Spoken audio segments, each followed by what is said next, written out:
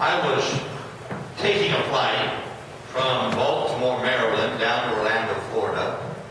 We took off from Baltimore, flew from Baltimore to Charlotte, North Carolina, landed in Charlotte, got another flight, went from Charlotte down to Orlando, Florida. When we landed in Orlando, Florida, we got to the gate. The pilot came over the intercom, and this is what the pilot said. He said, I want to welcome you to Orlando, Florida. He said, I want to be the first one to welcome you. He says, I hope you noticed that we arrived 23 minutes early, as if that's something that's rare.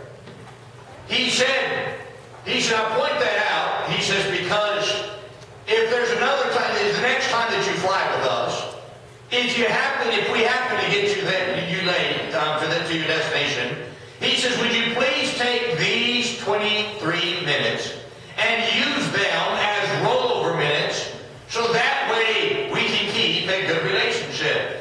Now, of course, he was taking that little thing from AT&T about having extra minutes that you don't use, and you put them in a balance and they begin to add up for when you go over your balance. You're not charged extra. And he was saying, that's what he was saying. He said, let's keep a balance of rollover minutes between the company and the employee and the consumer. I got off the plane that afternoon. I was walking to the gate or to the baggage claim, and I thought about that statement, and it began to hit me how great of a statement that really was. Because the fact is, every relationship there has to be some give and take in order for relationships to be successful. What he was saying was, you've got to understand in life that, hey, you better balance the good times and dwell on them when the bad times come, because if you don't, then you're going to end up ruining every relationship inside of life. And this pilot was very bright when he said, hey, let's keep some rollover minutes. Let's make sure that we don't destroy all the relationships that we have in life by constantly running off of one bad time that we have. That is exactly what I believe Joseph did in his life here in the book of Genesis. Twice, Joseph said, for God. He said, God had caused me to forget all the toil. For God had caused me to be fruitful in the land of his affliction. And he says, you see, instead of dwelling on the bad time that he had inside of life, Joseph said, you know what? He says, I look at all that God has done for me, and God has been a mighty good God. He said, instead of dwelling on the bad times of life, I dwell on the good times of life, and I realize, the good times outweigh the bad times, and God is a good God. And he says, that's how I made it inside of life. He said, I just simply dwelt on the good inside of life. I realized that God was good most of the time. Even when I didn't understand it, he was still good. He says, and because of that, I made it through these rough times of my life. How? By dwelling on the good. You see, instead of looking at his brother's mistreatments, he dwelt on that at least he had several years of brothers that he could live with. Instead of dwelling on his mother dying at an early age, he dwelt on that God gave him his mama for 17 years. You see, ladies and gentlemen, we have to understand.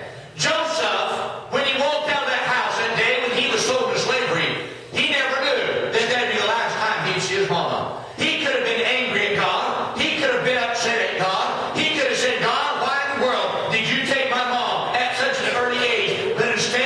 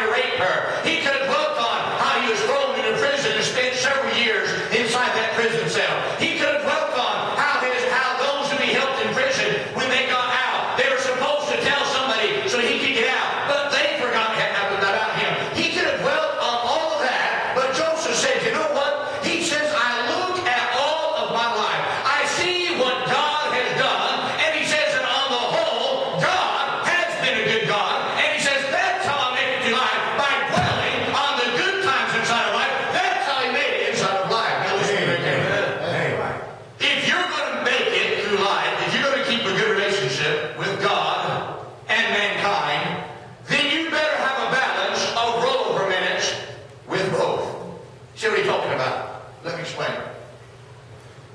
You know, you're not going to always agree with God. Listen to me. I'm a preacher. And as a preacher, there are times I disagree with God. But hold on. That doesn't mean I believe God's wrong. I know God is always right. But there are times that I don't agree with what God does to people. For instance, if I was God, I would not allow... Okay, I disagree that children have to suffer with cancer. When I woke up and down the hallways of the John Hopkins Hospital, and I see children in that hospital who are eaten up with cancer, their life is not even full. If I was God, I would not let that child get cancer.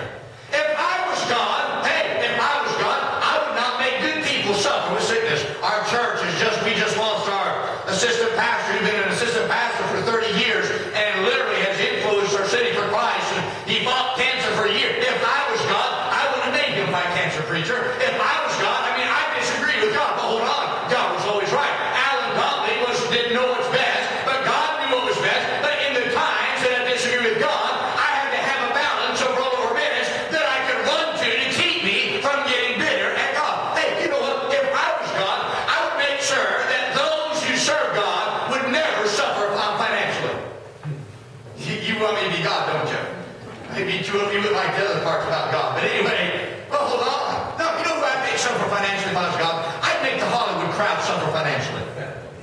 If I was God, I'd make the pornography crowd, I'd make them go broke. If I was God, I'd make all of those who ruin lives, I'd make them suffer financially. I'd make them try to claw their way through life. That's what I would do if I was God. But hold on. I don't know what's always best, but I know this. I know God knows what's best, and I've just got to trust God that in the times that I disagree with Him, there's some balance of rollover minutes I withdraw from. Why? That's what helps me to stay from getting bitter at God. Listen very carefully. When your health is gone, you better have a balance of rollover minutes.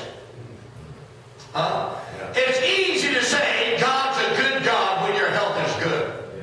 But when health is gone and you're fighting your sickness in life, hey, now let me hear you say God's a good God.